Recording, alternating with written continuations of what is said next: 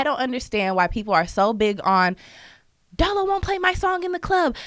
Jay States isn't doing this. Da, da, da. There's so many people to do stuff that you don't have to go to the biggest person. If you're good at what you fucking do, it's going to be seen and be heard by people. Like, I feel very confident in my craft and what I do. I don't need to be on live on Lake Street to make people watch my podcast or know who I am or what I do. So if you guys never invited me here or I never asked to be here, okay, so fucking be it. There's a whole fucking world. You have the whole fucking internet. So why are we so big on Minnesota needs to do this for me, Minnesota needs to do that for me? Do it for your fucking self and maybe I'll fuck with you. Like, or be serious about what you're doing. Be good at what you're doing. Like, what are y'all talking about? It ain't that I can't stop, it's that I won't stop. I made a few plays off a flip, now I'm on top. I'm Southside Chief, homie, yeah. What you know about it? Lake Street legend CEO, not the co-founder. What you wanna know about me? I'm so cursed up, I'm the last man standing, but I went first up. Most hated, they don't say it when I roll up. The things that people say about me, they don't say close up. Check it. All right, another episode of Minnesota's #1 daily show live on Lake Street. Special guest in the building. Do I introduce myself? You can? You want to? I'm Ty Lee. You are Ty Lee. Hello.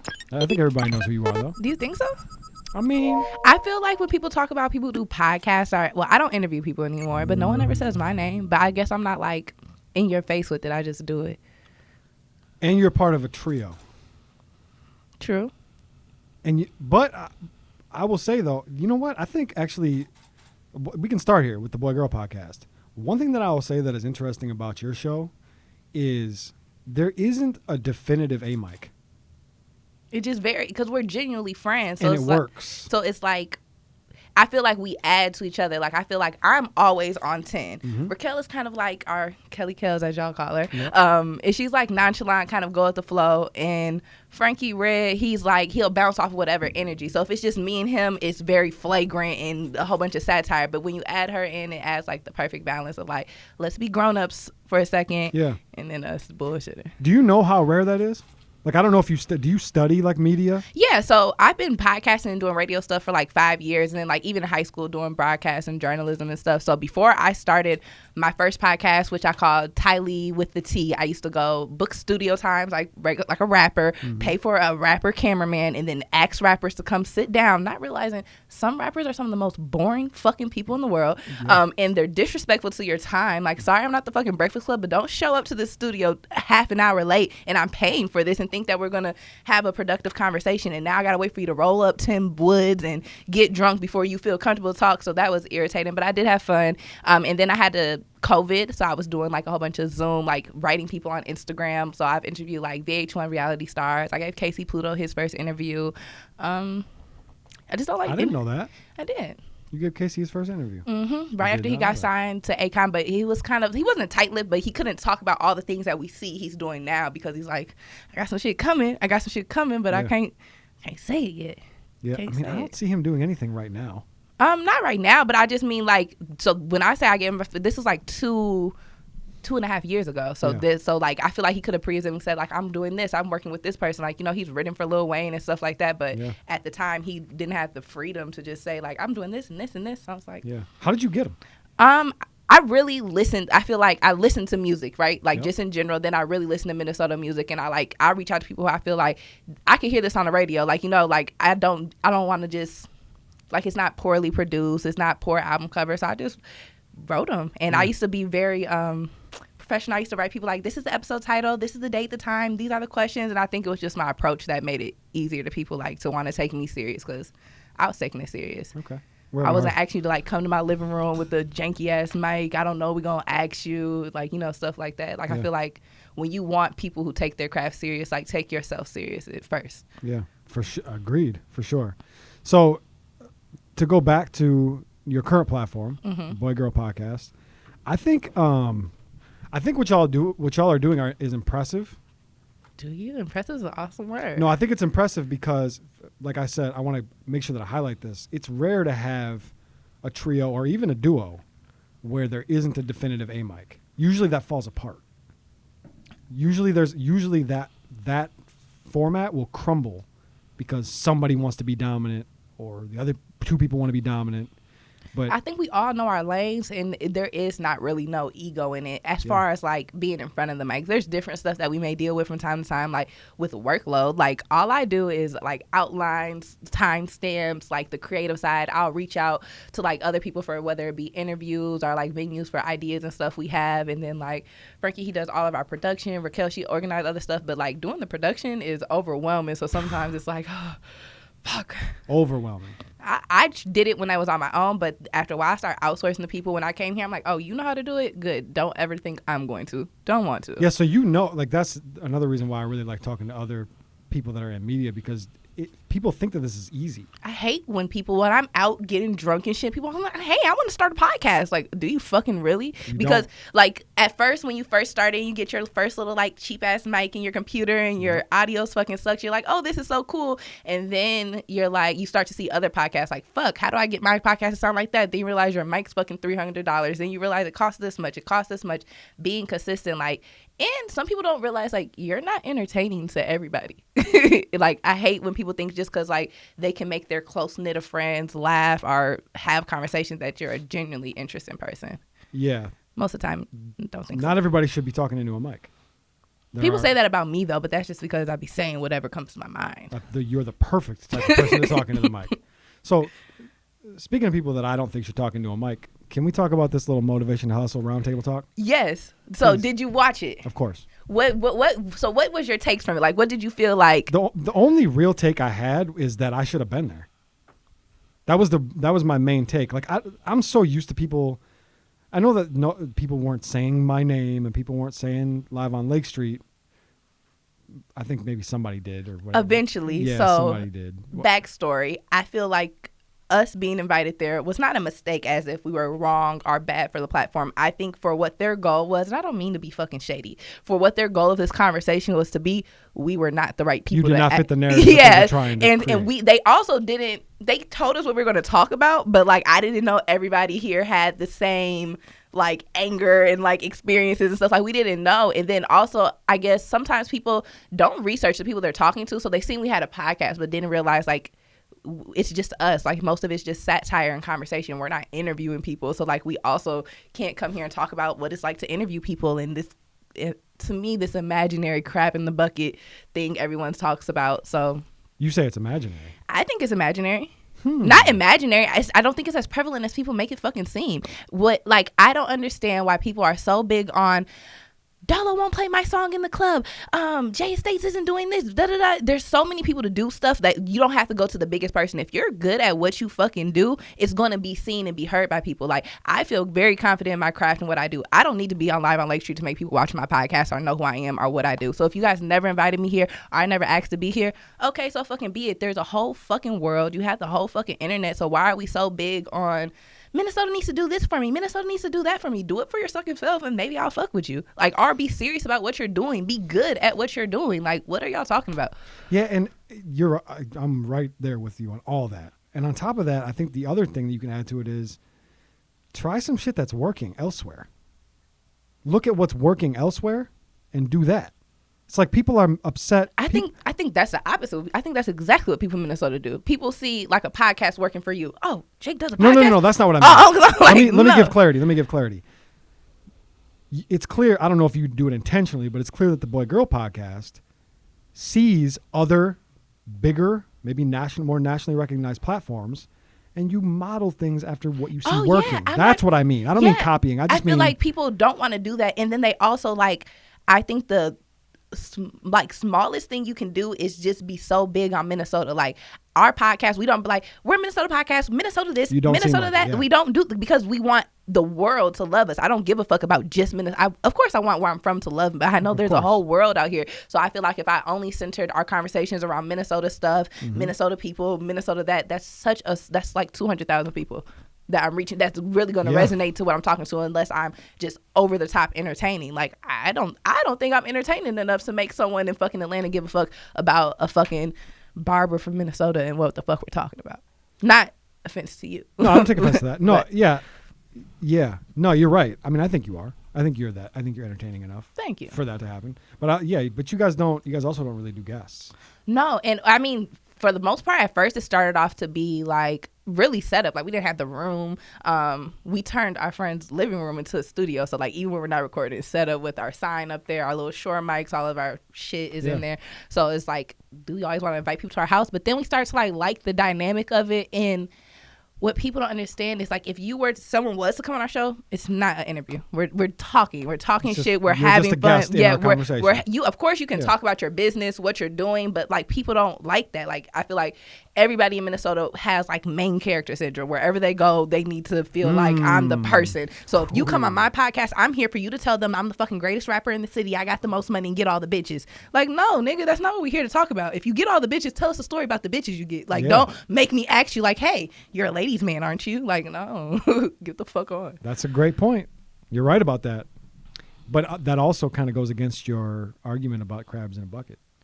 Because it sounds like I feel like everyone has crabs in a bucket mentality. Not really. I feel like they don't. I feel like they don't go together. I feel like if you have main character syndrome, you shouldn't be looking at bigger platforms or more popular people to help you. If you're really this main character, all that's going to come to you. You know, like, I feel like things are going to come to me. I'm not going to have to reach out to this person or tell this person I'm good at this. Funny thing. So you know the Prison Bae from here, right? Mm-hmm. I tried to, because I'm doing a separate podcast. So did I. Whatever you're about to say, me too. So I try to have her come on the platform and just talk. Like, okay, bitch, you have all these people looking at you thinking you're cute. Like, okay, show your personality now. You know, like, I'm not trying to ask you about your day in jail. Like, I mean, you could talk about that, but I'm not trying to interview you. I'm just trying to give you a chance to get more niggas, honestly. Yeah. And someone responded and said, your platform needs to be as big as hers. And I said, I am sorry, but some followers and likes is not a platform. Because if you say something, who cares? But like, you know, like, I hate that people think like being popular on the internet is equivalent to being an influencer or creative, because it's two different things. You can be popular and be a cute girl and people like it, but when you say something, go over their head. Me, with however many followers I said, I could cause an uproar with my opinion. You're like, so why are we comparing the two? Because people think you're cute or think you have money. Damn, you got Hollywooded by Prison Bae? I did. I was offended. I didn't even respond. I said, damn, you right. I ain't hitting no shit. You got it. That's trash. Not even her people. How did you know it was her people? Because I'm not even her friend on Facebook, you know? So I just tagged her, and then they comment on there like, oh, your platform needs to be as much as her, and also you need to pay her. I would never pay anybody to interview them ever in my life. Never? Never. There's not a single person out there that you would want to sit down with that you would pull out the checkbook for? Gotta be. Rihanna says she wants 5 racks. You're not trying to come up with that 5? No. Really? You do it right, that Rihanna interview is going to land you more than 5. And by the way, Rihanna's not doing no interview for 5. I know, but I guess ideally, yes, I'm willing to put money into my craft. I feel like will take me to the next level. But with conversation, I feel like pay for conversation isn't genuine. Like, I feel like we wouldn't be able to have the same conversation, her knowing that I paid her. Like, she's not here because she feels like she can express herself in the best way for herself with me, or she's not here because she respects me and my platform, or my platform can do something for her. Bitch, I asked you to be here. I'm begging you. I'm paid you. So now you're going to give me just enough, whatever you feel $5,000 is worth. That's like, valid. if I ask you and you come willingly, that to me, it feels like we can have a better conversation because you have more respect and admiration for what I'm doing. What about the other way around? What about artists paying to be I don't on want platforms? to, because I don't want to talk to you. That's it. Like, if I'm not reaching out to you, I don't want to talk to you. So if you're paying me, that means I'm not even interested in what you do enough. I got to do extra work and research you. Like, I want to talk to people who on my own, I'm genuinely like your music. I like how you dress. I like what you're doing. I like how you talk. And then I feel like those are the best conversations. Like, I'm very emotional in tune with like my personality and who I am. So like, if I know you paid me for this conversation, I feel like I don't want what I do to feel like a job. I love doing this. So now that you paid me, let me research you, find the right question to ask you. Then what if you pay me and everything I find out is weak as fuck? What are we doing here now? Yeah, I mean, that's definitely been through that. I don't have a problem with people paying to be on this platform. And you don't feel like it takes away any exclusivity? For me, no. Personally, no. But there's a reason for that. It'd be different if let's say Casey, just as an example, paid $500 to be on Live on Lake Street. That $500 doesn't go in my pocket. The $500 goes into Live on Lake Street. If it was going directly into my pocket, then yes, I would probably be like, okay, this is some weirdness here. But it's not really paying me. It's paying to keep the lights on. So then let me ask this. once you get to a point to where you're making revenue from other areas, is it still going to be I think that would. I think like at that point, not say like enough to sustain and even more? Will you still allow people like, hey, let me pay you? I mean, I think. Chief, you can cut this out if you have to, but most people do not pay to be on this platform. Vast majority do not. There's a common misconception out there that we are breaking artists over the head, and if you see them up here, they paid. It's not the case. That is what I assumed. It's not the case. That is what I assumed. I was like, I don't know. That is a perception that was Anybody created. can go That was on a perception that was created by others by sharing our business to the public that shouldn't have been shared. Very unprofessional. You know what I mean? Like, we're not doing what you think we're doing up here. It's not the case. So when people do pay, is there qualifications or just like, shit, if you yeah, got it, there's come some on. qualifications for sure. We're not just taking anybody. Yeah, you got to have. You got to have motion. There has to be something to talk about. But I mean, there have been situations where it's like, okay, you paid. It's a 19-year-old. It's a 19-year-old kid or something like that. His mom paid the bill because they want to shed some light on their situation. They come up here and they're just boring as fuck, and that's disappointing. Because in my mind, I'm like, this is what you want to do, right, for your career, to the point where you got your momager out here paying for you to do an interview on a platform that's bigger than you, hopefully to get you some. I feel like people don't understand. I feel like people don't understand the power of themselves. Like, I think I've said that a couple times now, is that, like, just because I'm on live on Lake Street doesn't mean someone's going to watch it and like me. If I came here looking the other way, whispering, not talking about nothing, this interview is not going to do anything for me. It probably will do something for you. They might favor you more because you have to do all the fucking entertaining. Yeah, maybe. Or if they come up here just giving shout-outs for 40 minutes straight and not answering any of my questions, there's that too. So when you came, because it seemed like you didn't have any questions for him. What did you want when you came here? He had questions that he wanted me to bring up. Okay. As you can see now, that's not how I do interviews. Okay. I'm a freestyle artist. I learned from the greatest, Joe Rogan. He don't bring fucking notes to the table. He knows who the person he's talking to is. He sits down across from the person. They have a real conversation. That's what we're doing here. I pride myself in that, my ability to do that, be a natural conversationalist, not have to bring bullet points and notes to the table. I'm just going to talk to you, and whatever happens is what happens. So that's how I do my interviews. The night before that interview, I got a list of things that he wanted to talk about. Did you prep yourself? No.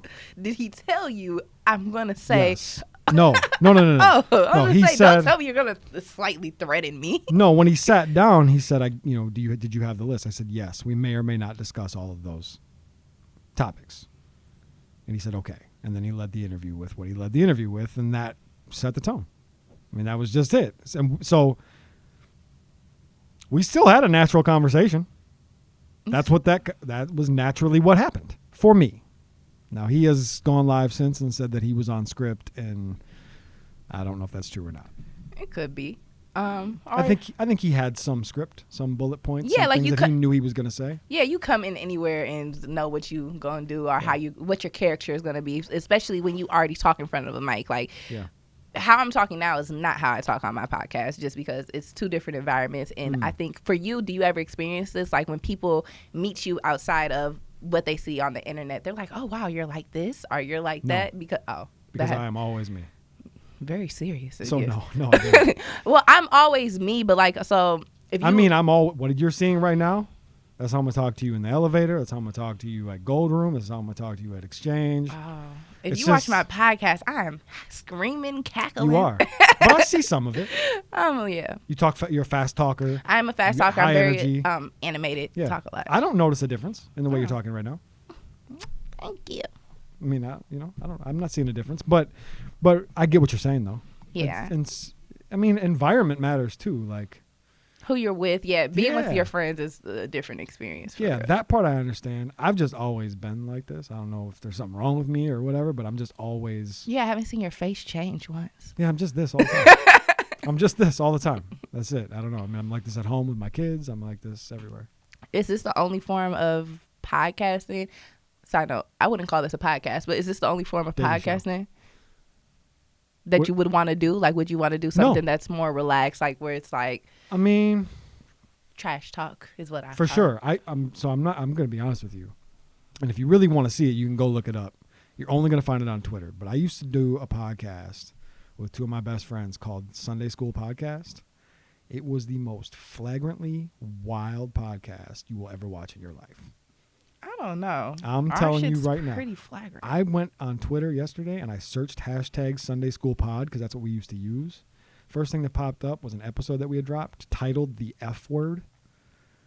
Which one? The F word, not fuck. Oh, the other real, F the word. real one. The other F word. The one I would never say. The one that you can no longer say. Fuck, they took such a good word. We were saying it a lot. A lot. A lot. I like watching old stuff and watching things transition. Like, even with the podcast we're doing now, we tend to use the word gay or... Can I say these words? You can. Gay and retarded. And Yeah. we're using them how people would casually use them. But once we started getting viewers and, like, fucking people are so irritating. These sensitive people, I started thinking, like, damn, we can't use these words. Y'all, our panties are in a bunch. We have one clip where we were just being honest about not, like, being pregnant and the fear, or whether it's you, your girlfriend, whatever, having a kid on the way, and the fear of them having Down syndrome or autism, right? Yeah. But we were talking like how you would talk if there was no fucking camera rolling. Like, I don't want a fucking baby, you know. Like, aren't you afraid of having a retarded baby? They like are, that? but we said I am, and if I found out in enough time, I will not, nigga. Ooh. Is what we said. And the comments were so mean. They made it seem like we were terrible people. I'm like, this is a real thought that people have. For sure. And this is a real action that people take. And I'm not talking about, like, just autism. Of course, like, in the conversation, it was a little bit more ignorant and belligerent, but it's entertainment. But, like, I don't like that when people judge you for being an honest person. Like, I'm only saying what you're thinking. Why are you judging me for it like I'm a terrible person? Fake outrage. It's fake outrage. That's all it is. I mean, there's so much of it. That's the world literally right now, especially social media, thrives and moves off of fake outrage. Do you feel like you receive a lot of fake outrage? Fuck yes. All of it. I don't believe anybody is actually mad at me. No. For anything. When I was talking about coming here, I'm like, damn, am I a fake ass bitch? I did sit at that round table. Now here I am on live on Lake Street. But I'm like, hell no. Everybody else sits at a round table talking shit about them too. It's cool. I'm not mad at it. I mean, and you didn't talk shit about us. Did you? No. The only thing I said is that I don't like, and that was, I mean, I even told Prince Kumi that I don't like the pay for interview thing, but now talking to you, explained it in a better way than I perceive, because in my head, it's like you go reach out to an artist who is like taking their craft serious, going on tour, putting out music, whether it's at a high level or a low level, then somebody who started rapping 6 months ago, only got 3 music videos out, can come pay you and sit here, and like, I feel like that takes away the quality of your platform, and like, it's counterproductive. Like, why am I here? Yeah, and I mean... And so that's what I was saying. My thing about that, about the paying for interviews thing, honestly, the biggest part for me is it's none of y'all's fucking business how we conduct our business. Yeah, that part, it doesn't bother me how you conduct your business. I think what I would say at times... Put him on the mic. Put him on the mic. Put him on the mic? Who is it? Is it somebody we know? I'm on live on Lake Street, and he said put him on the mic. No, I don't think you know him. I'm finna be done in a little bit, though. How long we got? You got like 30? As long as they don't close till 8. Oh, yeah, I'll be done before 8. I'm downtown, too. I'm going to just send you my location. Nah, I'm going to keep you till 8 now. Hell no, don't fuck up the paper. I don't sell pussy. Well, I guess I'm a girl. All girls sell pussy. Oh, shit. No, all girls She sell had to pussy, think though. about it. No, because all girls sell pussy. Every woman you fucked, unless she's a scandalous whore, you exchanged something. Whether that was a meal, whether that was a shot, whether you let her hit your backwood, whether you made her laugh all night, she gave you her vagina for something in exchange. Yeah, Every woman dick. does it. Some bitches are just doing it for dick. Yeah. I don't know. It costs. That's how I pay. Fuck that. Yeah. How do you lead up to the dick, though? You don't. You just rip it out raw, like, here's here, my bitch, dick. you want it? Or not? You want it or not? Those, no. I'm playing. No, you're right. No, there's some that, go ahead. I don't think that will work for me. Maybe. I don't know. Is it little? Yeah. No. Maybe. Is yours pink or is it brown? It's purple. No, I've never seen a white man's penis, and I wonder. Don't What? show me. But I've never seen one. That was wild. It sounded like you wanted me to show you. Oh, no, I'm just saying. Like, I've never seen it. Sorry. Yeah, no, it's purple. Dang, when you talk to people, do you ever think about like, am I being violated right now? Because I guess you can't just, and I'm a girl, so I guess I have like more rights to violate people than men. You definitely do. Yeah, because Do if I you feel asked like me to, if you were just like, I've never seen a black girl's pussy before, is yours pink? I would be like offended. I would be in trouble. Right Yeah, now you if I said would. that. No, but no one's going to bat an eye at what I said. That's true. Well, they might. They're probably just going The to think little like, pink dick guys might come for you. We'll find out. I didn't say I didn't like it. I just never seen it. True. That's fair. Never seen it. Enough about my dick. So, yeah, I'm like, I'm continue. sorry. So can we? I want to go back to this roundtable discussion. Yes. Do you feel like I should have been there? Now, after being there and understanding the point of the conversation, I think it would have been more productive for It whatever would've. they were trying to do, like to hear both sides of this fight we have. Like, I just don't believe in all of this drama. I feel like people, It's not real. it's not. So I feel like it would have been a more productive conversation to hear both sides and maybe come to like There would have been.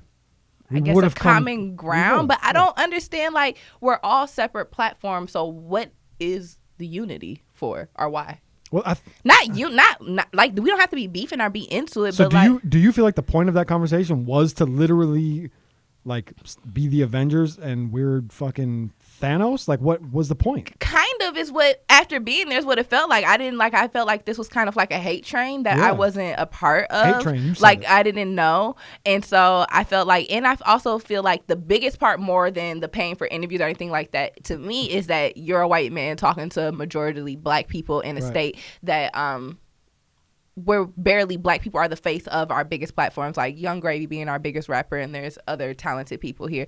I don't even think he makes bad music. Thought he was like a Al Schwachowicz, or like a troll rapper, what I'm Yeah. talking about? But I guess not, but whatever. Kind of is. Kind of. I mean, yeah. So I think that was more what it is. It's like, black people need a voice here, and why the fuck does Southside Chief have a white boy up there? I feel like that's people's biggest problem. Well, one, I'm the best. Two, it's not like I'm giving black people a platform. Like, what do we like? That sentence is going to get you in trouble. I'm giving talking- black people a No, I'm platform. That talking sounds to like black- white savior I'm talking syndrome. to black people. I'm not trying to save anybody. I'm saying like that's what the platform is. So if As a black woman, Why I does feel it like matter? black people at times have, and we talked about this on that episode, have this victim mindset. So there's some people, they bring up like, I don't understand how a black man can stand next to a white guy and just be cheesing, but when it's a black person, it's not the same thing. But maybe it's not because of the color. Maybe it's this person's status. Maybe it's their involvement, what they've done for them or whatever. And I feel like people, just because they're black and feel like they're being minimized, they blame it on race when it's not even that. Like, sometimes it is racially charged. Like, did you hire him because he's a white boy and it's going to be more translatable? Did you factor that in at all? So him being white had played. It wasn't like the list of 20 things and like, oh yeah, he's white. You ever got a job because you was black? Hell yeah. Really? Yes. I've never got a job because I was black. Oh, then I mean, you may have never worked in HR. These jobs need to have a certain number of black people, a certain number of white people, a certain number of women. I can tell when you go into an office. Well, I work in healthcare outside of doing this. So when I go into an office and I'm the only black girl there, I know I'm here because, of course, I'm qualified. I could do the job. But shit, we need a black girl. Oh, you Yeah. got the skills? I mean, I'm not going to speak for him, but I don't see why. Like, race doesn't play a factor in just about anything I do, except for in reverse. I want to speak to black people. Like, that's what black people is who I want to talk to. That's a choice. Like, It doesn't bother me. I don't know. I'm gonna do it. I'm not like a big race girl, not like Yeah. that. Like, like when something is wrong, it's wrong. But I'm also not somebody who's like. That's what that's kind of what I'm saying though. Is like I'm never consciously thinking like, I don't know how to say this. This is the culture that I enjoy. This is what I like. I don't know, like, this is who I am. It's what I like. And for me, what's not offensive about you is not like it. To me, it's obvious. Like, you just enjoy these conversations. Yes. You enjoy this kind of music. You enjoy these kind of environments. But it's also like you're not over like doing your own aesthetic to fit these things. Like, you're just naturally being yourself. Yes, you know. I mean. And I think in other situations where people are overdoing their aesthetic to match, like, you watch podcasts. So Andrew Schultz, I feel like Careful. I love him. All right. But But I do feel like early on, because at first I didn't like him because I was like, what the fuck? But I do feel like early on he tried to be a little bit more urban, just be in the like the Brilliant Idiot setting versus Flagrant 2, just because of who he was talking to, what they're talking about. I feel like now as he gained like really more fame and notoriety, he's more himself on all platforms. Yes. But I feel like at first on Brilliant Idiots, he's like, let me blacken this up a little bit. Yeah, you're right. The change is there for sure. I will definitely agree with you. What I will say is, and what I would hope is, I don't necessarily think that he was trying to do that. I think what we witness is just he came into his own. That's what I think happened. Because I think someone like Charlemagne would have called that out. Or someone that didn't like Charlemagne or Brilliant Idiots would have called. Like, that would have been something that Joe Budden would have gone up there and said. Well, they do have like a pretty tight beef. Joe Budden cannot say anything because he also sits on a podcast with a white boy who... No, he doesn't. Not anymore. Oh, I mean, I guess Parks is still there, but... But before, he had Rory, he had Parks. Like, you know, like, you can't really say anything about my white boy. And my white boy is going to eat y'all up over there. So, we'll tread lightly. And I don't know. I was watching a clip where they were talking about how they feel, who do you feel used who? Like, who is more beneficial to the other? Charlemagne to Andrew Schultz or Andrew Schultz to Charlemagne. And it started off talking about how Charlemagne was comparing the Breakfast Club to Joe Rogan. And then Joe pointed out, like, if I brung you to build you up and then you sat on the platform we built together telling me how my biggest competition is way better than me and is like changing your life, that'll piss me off too. So I will remind you. But did you hear the actual context of that conversation? Did you listen to that actual episode where Charlemagne and Andrew were having that conversation? I seen a clip that went in more detail. I don't feel like Charlemagne Joe twisted that. Yeah, he twisted. Once I watched it, I feel like Charlemagne was just saying the same thing. Like, I talk to politicians, I talk to these kind of people, you know, so what is the difference? And so I guess if you want to compare anything to Joe Rogan, you could. You're not winning. Did you listen to the recent episode of Brilliant Idiots where Charlemagne told Andrew about that situation and was like, yeah, you were right? Charlemagne just didn't know. Charlemagne didn't know the impact of Joe Rogan. They had a conversation. Hell no, he knew. He was in his ego in that moment. In the next episode, double back. There's no. If I live in Minnesota and a 26-year-old girl, and I know the impact of Joe Rogan as one of the most prominent entertainment personalities in the same field, who's been on his show at least 3 times, you know the impact of Joe Rogan. There's no way for you to be like, I just found out, and this is the most famous. What I'm saying, I'm not saying he didn't know that Joe Rogan was major. I think when he was comparing it to Breakfast Club, because Joe Rogan's on Spotify, you can't see Spotify numbers. He didn't realize that the numbers, not even fucking close. Who listens to the Breakfast Club anymore? That's true. I don't. I stopped so long ago. I see what they're doing now, though. Might work. It's becoming a podcast. They're changing it. Changed the whole format, whole layout. It's now one big table. Charlemagne sits on one side, Envy sits on another side, and then guest host every week. It's more of a podcast now. How much longer do you think podcasts before they replace radio completely? Because radio really is obsolete. I prefer to play music off of my phone and choose exactly what I want to listen to, and I prefer to listen to the personalities talk about the topics I'm into. The radio cannot give me that. I think the Breakfast Club doing what they're doing right now is the biggest leap we've seen towards that in a long time. Literally changing their layout and format, because it's different. You can always listen to the Breakfast Club via podcast, right? You can go on Apple Podcasts and listen to the Breakfast Club, any episode.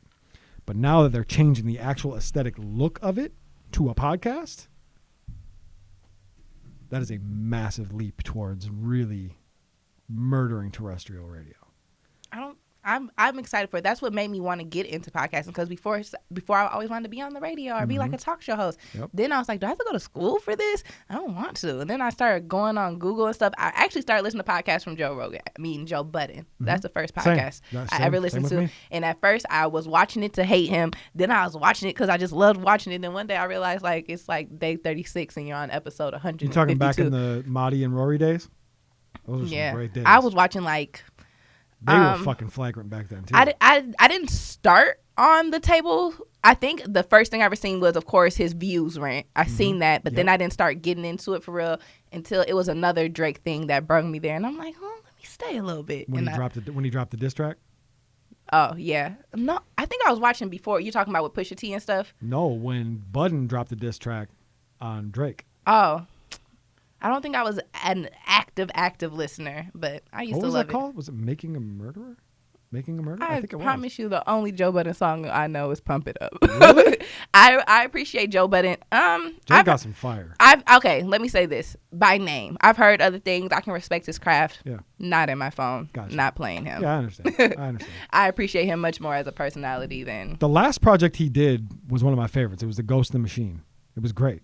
Really good. I've heard a lot of good things about that. Yeah, fire, different type of beats than usual, more upbeat, not emotional like the rest of it. I'm a super music head. I love music, but I am not your Tupac and Biggie are the best rappers alive. Nas and Jay-Z, I'm not her. I don't agree with any of those sentiments. But besides Jay-Z, what I realized is that I am too young to understand and feel the effect of Jay-Z. Me and my friend was watching an old freestyle of him, like probably at like Hot 96 before it was Hot 96, and he was just freestyling, and I'm like, it was so cool, but I knew that like was it the Joe Budden diss? Probably was. Oh, maybe it was. I bet it was. But it was so good, but I felt like it would be so much better if like in 96 when he first dropped this shit, I was outside having my mind fucked up by a nigga rapping like this. Like my son's never gonna appreciate Lil Wayne the way I do, you know? So I feel like that's what it is. And that's gonna hurt my feelings, but that's on you, mama. I agree with 21 Savage when he said that Nas is not that was a bad choice. How? Choosing Nas was a bad choice. Choosing Nas is what? To Nas say is very relevant. To who? Nas just won a Grammy for an album. If you remove Nas from rap music, what changes? We don't have Nas. Exactly, but if we remove Hit Boy didn't produce 3 classic albums in the past 2 years. Okay, right. You changes only Nas's trajectory. So when I say him saying Nas isn't relevant, if we remove Lil Wayne from rap, we change the way music is streamed. We change the way a lot of these niggas Wait, look. are we talking about remove him entirely? Yeah, like I'm saying, if Nas was never a person, like not never a person, but never became Nas to this level, who is he going to me relevant? Is like when people are influenced by you, want to rap like you, want to mimic what you're doing, you know, like my brain don't work like that. My brain does not. I can't, because that's all I think is butterfly effect. If Nas isn't Nas, then Biggie's not Biggie, Pac's not Pac, Jay-Z's not Jay-Z. Hell no. You're not you, I'm not me. Everything changes. So my mind can't work that way. When you talk about Wayne being removed, that I can wrap my mind around because I understand the set. I know how many Wayne babies are out here. But that's my point. There's no Nas babies. So how relevant could you be? Babies. Who? They're all. They're all a Cole. Is a Nas baby? Cole has a song called "Let Nas Down," talking about hoping he doesn't let Nas down. I think J. Cole is so much more talented than Nas. He is. Okay. I think J. Cole's an alien. He's one of the greatest rappers ever. He had some of the best features last year. Mind you, this is coming from somebody that's not a huge Nas fan. Oh. I don't love Nas. I don't. Maybe because I don't know enough. Don't love him at all. But that's just me in general. I'm not. But I also, like, I'm true to my age. I'm only 26, so I'm not going to pretend like Tupac and Biggie, like, them niggas had one album that dropped the year I was born. Hey. They're not bad rappers, but I can't, when my favorite rapper and the greatest rapper in the world is Dwayne Carter, and then I just lived more than half my life with fucking Aubrey Graham doing what the fuck he's doing. You want me to look at Tupac and Biggie and be like, yes. Amazing. Not Biggie, but Pac, yes. Pac's he was not a wordsmith. He just had his music make you feel something. So to me, why are you doing this right now? To me, Biggie I'm coming to the Boy Girl podcast. To me, Biggie is a much more. I'm gonna get y'all in trouble. I'm coming up there. I'm gonna get all of you in trouble now. Why? You can't get us in trouble on our platform. It's a safe place. We can say anything there. Y'all are gonna catch strays off the shit I'm gonna say on there. Invite me as a guest. Let's see what happens. Come on. Right now? Yeah, you said you're recording tonight? Yeah, we are. All right, I'm riding with you. We on our platform we can say anything we want to. Like anything. I say anything. We talk about sex on there. We talk about fights. What's your favorite topic? We do segments. We do trending topic. We have boy versus girl. We used to do advice for friends. That would probably be my favorite. Because why the fuck are y'all asking us for advice? That's fuck? Fun, our lives are in shambles. Listen to what we talk about, but that's fun. I really just like telling like our stories and just bantering with each other. Like, it's just fun, especially when we don't know. So like if I come in on Friday finna tell a story and nobody knows the fuck I'm talking about, like getting their real time reactions. Yep. It's fun. Yeah. So how often do you guys drop? You drop twice a week or once a week? Once a week. We want to do more, but it's all time consuming when you do it yourself, though, for real. Sure it is. And it's like what we're really focusing on is migrating people from our Instagram reels to like real subscribers and viewers. Like to us, that's like the hardest transition because we can get 300,000, 200,000, 100,000 views like consistently on our reels. Yeah, that's crazy. But on our YouTube, it's like, where the fuck are y'all? But people's attention spans are so short. So I've been looking at like other formats that other people do, is where they do like, they'll put their whole episode out, but then they'll have like a 6-minute clip of just this conversation, and those do better than our episodes. So it's just like figuring out different flows and stuff. The reels that you put on Instagram, do you put them also on YouTube? We just started to. It's time consuming. I wish there was a way to just do it all at once. Like, I make the reel, post it here, and then they post it everywhere, like how when you can put it on Spotify, Apple Podcasts, and everything all at once. Yeah. But I just heard they're about to start monetizing reels on YouTube. Really? Yeah. Man, monetization on social media is the hardest fucking job ever. I can make money on Facebook. I'm not going that hard, honestly. Yeah. But for the people that are going hard, I'm at $34, and I've been posting for like 6 months. So, and I'm like, I don't know. Damn. This is slave work. No, thank you. I've made, since I got monetized on Instagram, on Meta, I've made probably, I don't know, just a little more than $200 a month. I'm not monetized. I don't have 10,000 followers. Neither do I. You don't have to. That's what it'd be saying to me. No, they post. Part of the Reels program. You get it. Oh. So, is there things outside of the Boy Girl podcast that you want to do? You want to do your own thing? But I am starting my own podcast. It's called Dear Nosy Bitches. It's for me to, sometimes I might come in there by myself, talk about something I did last night. But other than that, I want to sit down with hoes. Whether you just a regular hoe who fucks niggas because you like to fuck, whether you're a stripper and you know that's your life, you're an OnlyFans girl, you're a sugar baby, you're a girl with weird kinks. I feel like hoes are some of the most important people in the world. They're needed. They make people feel free. They keep people stress free. They also like keep people happy. They keep things going in motion. Like who are people making this booty shaking music for? Like why? If there's no hoes, nobody's in the club. What the fuck I'm finna do? Go drink around a whole bunch of niggas every night? Just remember that behind every hoe is 2 or 3 very stressed out men. Yeah, but behind every hoe could be a beautiful mind, and that's really the point of the conversation. That some of these, like I know a girl who's a stripper, but also in the army. I know some girls who are freaked the fuck out, but once you talk to them, like, bitch, you probably could build a rocket ship, you smart ass bitch. So just put in like a different light, put in a different light on people, and then also I feel like when it comes to sex, Black women specifically, it's most taboo for us to talk about it, but oftentimes aesthetically, it's what people are seeking after. Like for instance, Call Me Daddy is so famous, and all they do is talk about all their whole stories and stuff like that, where a podcast like Horrible Decision is nowhere near as famous, but the only difference. Number 2 podcast in the world. Huh? They're the number 2 podcast in the world. Who, Horrible Decisions? No. Oh, Call Me Daddy, right. Right behind Joe Rogan.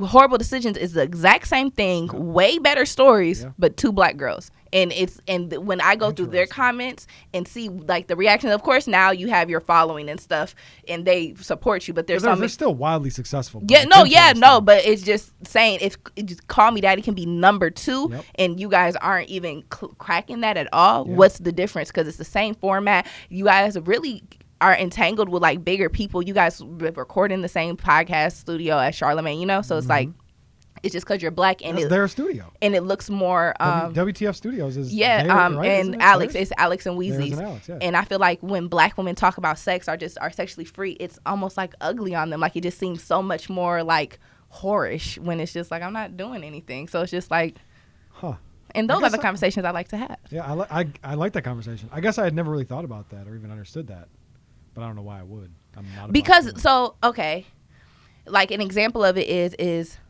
To me, white girls get trains ran on them all the fucking time, and they get married, they get boyfriends, they have random one night stands, they suck dick under stairs all through fucking high school and still get married by 23. A Black girl do any of that, you're gonna end up dead alone and 50 with 6 cats because you're a whore, a hoe, or end up with somebody you don't even want because of the perception that people, whether it's the Black community or urban community, have around certain sexual acts. I'm not saying everybody go get a train ran on you, but my skin complexion shouldn't affect my sexual freedom and how I'm looked at as a woman. And I feel like if nobody should be sucking dick under stairs. It's dangerous. Well, when you're in high school, our parents are home. I don't got a house, a car. Where else we gonna do it? Not under the stairs. When you're in high school, I think you fuck under the stairs, at the movie theaters, in the bathroom at the mall. Refrigerator box. Never done that. Oh. Wait. Okay. But that's what I want to do. And I'm really into music, and so I have this playlist. It's called Land of 10,000 Greats. It has a lot of streams on it. I picked a whole bunch Wait, of. that's yours? Yeah, I'm pretty sure I've seen that. I think Yeah. I'm subscribed to it. it has a lot of streams on It's it. on Spotify? Yeah. Yeah, I'm subscribed to that. That is me. And so from that, I got this really cool idea where I want to, basically what DJ Khaled does, I want to curate like a short like EP with 4 to 6 songs. I already started making some of the beats. I have like the subjects and I have the artists who I want to do it. I just have to figure out a way to not sound like I'm raping them for their craft, because I do want the song to be mine. But that's something by summertime I want to have all figured out. So I want to book a long studio session, like 16 hours, and everybody coming there, like we make the beats in real time, we write the not we but you know we write the raps in real time and have it like turn into a vlog and then like just put it out. I feel like it'll be good, and That's I feel like idea. I know what I'm listening to, what I like, what other people like, and I feel like it'll be cool. Okay, I like it. I got 2 more for you. Ready? Yeah. First one, and you cannot duck this question. Okay. Rank the podcast in Minnesota.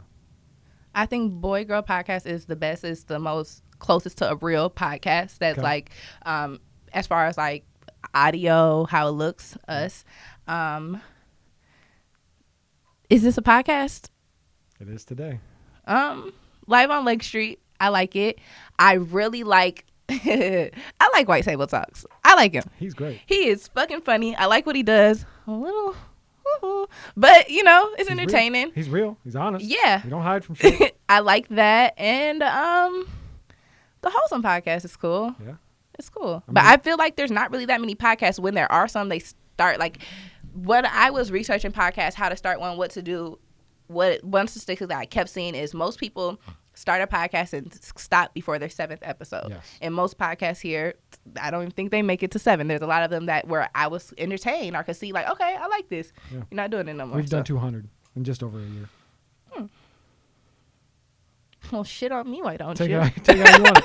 Okay, last question. You ready? Who do you think is the best podcast? No, Excluding no, yourself. no. Excluding yourself. I'm not excluding myself. Ah, okay. Live on Lake Street, live on Lake Street, live on Lake Yeah, Street. I was offended when you did that reel, and I thought it was a poll, so I tried to, like, just click the Boy Girl Podcast, and that shit told my ass, I said, shady. That's shady as fuck. The fuck? I said, you don't even want to give the people a choice. You're telling them? Yep. That's fucked up. Yep. Top 5 artists in Minnesota. Right now. Prince Riley, P. Will, Is this in order? Skeet. No, but the whole hood choir, if you want to put them as one first, No, best, I like where you. I them. like what you did. Separate them. Yeah, but so I like Prince Riley. I like P. Will. I like Skeet. Mm-hmm. I like Skeet. We need to know more about Skeet, though. No, you don't. I need to. Why? I need him at the table. Get him. Call him. I think he'll come. Working on it.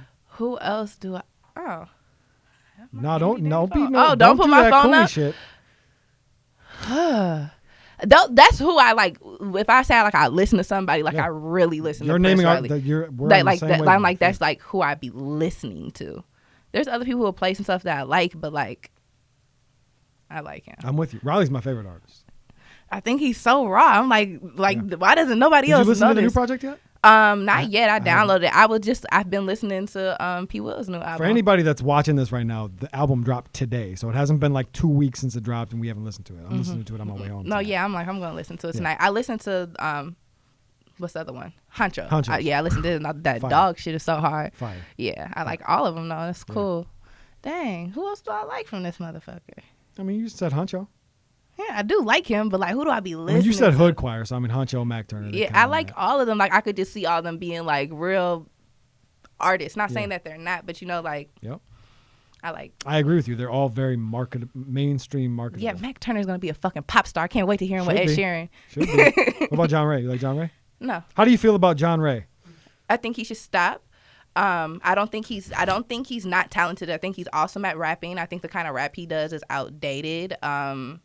I think that he's too much of a local person here to try to become a local celebrity, if that makes sense. Like, too accessible, I mean, I don't see him out that much before, but I feel like at a certain point in time, like, you just too in people's face, too around, too regular, and also not on top of your music. So if you put the music out all the time, then you around and you regular in people's face, that's a different effect versus being around, being regular, and not putting music out for a year or two and then trying to come back as a rapper.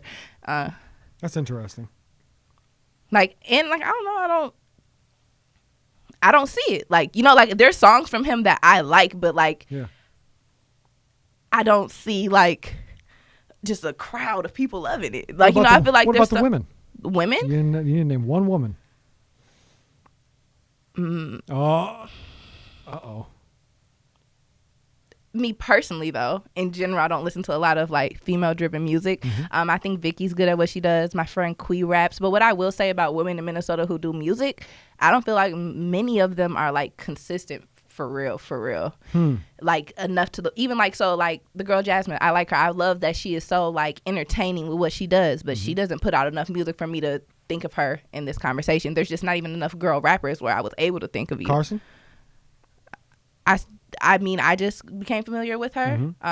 The video I'm seeing isn't my kind of music. I was listening to it like, oh, you can rap, but it's not nothing I would play. Yeah. And I'm big on saying like, it's not my preference, but it's for somebody. No, that's fair. I think that's fair. That's something we need to be more okay with. Like that's become a like. Yeah, like I'm not hating on you. Like It's not for me. It's not it's not disrespect. It's like it's not for me. Like people get mad when I say fuck. Like I don't like Biggie. Like Biggie's not for me. Is there anybody who I'm just hating on? Like, why the Yeah, fuck who you do y'all hating on? like that shit? Who you want to retire? I just told y'all, John Ray. You want John Ray to hang it up? Yeah. Damn. Where's it going? I mean, I don't know. He might have hung it up. He Damn. might have hung it I'm up. on here talking shit. It's a Taylor Port.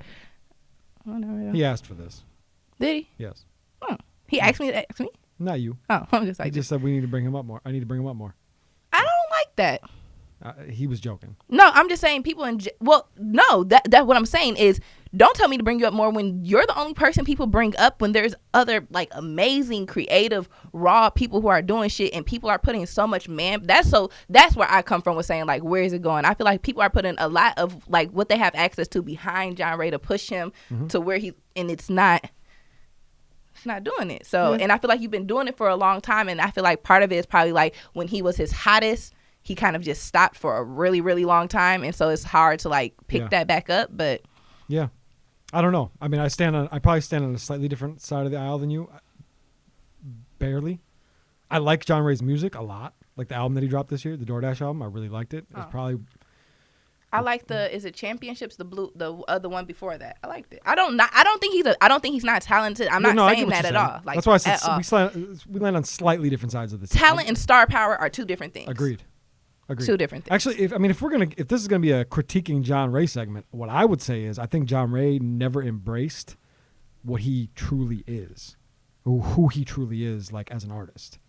I think that's part of the problem is he sort of like tried to fight that. Like he had this opportunity to kind of be like the wild, messy guy, but he just never really embraced it. And I think you let Moneybagg Yo beat you to the punch. You know what I'm saying? Like or the Baby even. It's similar. It's along that lines. Like he didn't really play into what I feel like how people kind of looked at him. Maybe I'm wrong. I don't know. No, I think feel like that's the lane he is now. Like I do like his twerk. Like it will make you move. I just feel like the fire isn't there. But whatever. Yeah, it's all right. I mean, I hope it'll go good. I want everybody to win. I do. Truth I'm be not told, saying like he's not gonna make it. I'm just saying me personally. Yeah, I feel you. I understand. Who I'm putting my money on. So we got to wrap. But this was fun. Was it? It was. That's exciting. And I need to come on the Boy Girl podcast. Come on. But you got to bring Chief first. Come on. Yeah. We just got to set up. We really, honestly, where y'all going to sit? That's all the space we got right there. I'm sitting next to you. Really? Yeah. Thank you. I smell good. We're going to make things seem really weird. We're going to make them talk. Like, what's up with them two? Why are they sitting so close to each other? No, we're going to do it. I want to. I've been wanting to go on quite a few podcasts. Have you? I'm doing the Wholesome podcast on Tuesday. Are you? My goal for this year is to work more, talk less. Well, talk just as much, but just do more. Put myself out there more. Work is talk. Yes. For you, so yeah. Yes. Work more, talk less. So talk less off mics. Yes. Do more talking. Yeah, on do the more mics. talking on mics and set up to where like I love people who are like. I mean, our studio is in the house, but I love that like when people like got something on their mind and they can just go do it. Like, what if I just get in an argument with one of my boyfriends? And then I got a vent. That's a fact. That's a fact. So where can they find you? Where can they find your platform? Tylee Presents on every single platform in the world. It's TYLE Presents. The Boy Girl Podcast on Instagram, YouTube. And yeah. The clips on Instagram are phenomenal. Thank you. That's your production is great. Thank you. We work really hard on that. For sure. No, it shows. And shout out to your other two Your other two get members them up there, here. and they're welcome to come up too. I would love to Okay. talk about. I know. I feel.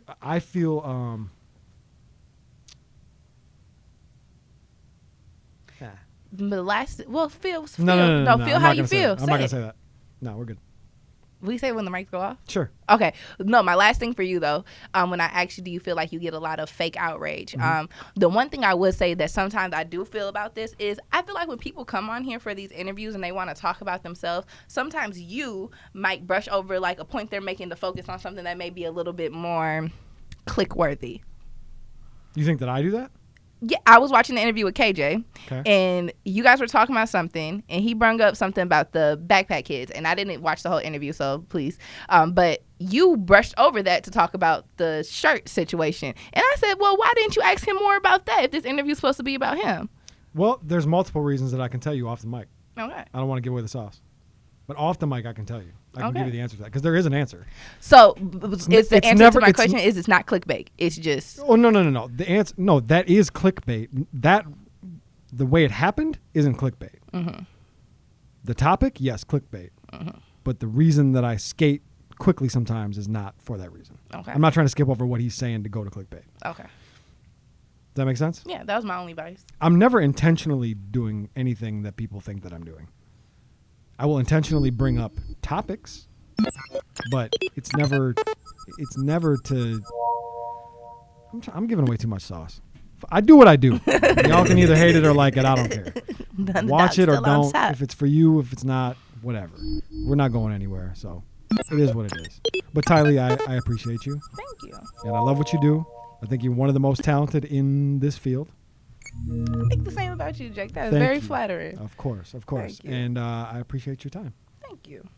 That's it. That's all we got. I gotta call my Uber. I gotta get up. Another episode of Minnesota's #1 daily show live on Lake Street. I'm Jake Faircloth. Follow me everywhere at Jake Faircloth1. Oh, I'm still talking before you gave your intro.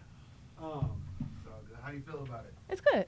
I intentionally was ignoring you. It ain't that I can't stop, it's that I won't stop. I made a few plays off a flip, now I'm on top. I'm Southside Chief, homie. Yeah. What you know about it? Lake Street legend CEO, not the co-founder. What you wanna know about me? I'm so churched up. I'm the last man standing, but I went first up.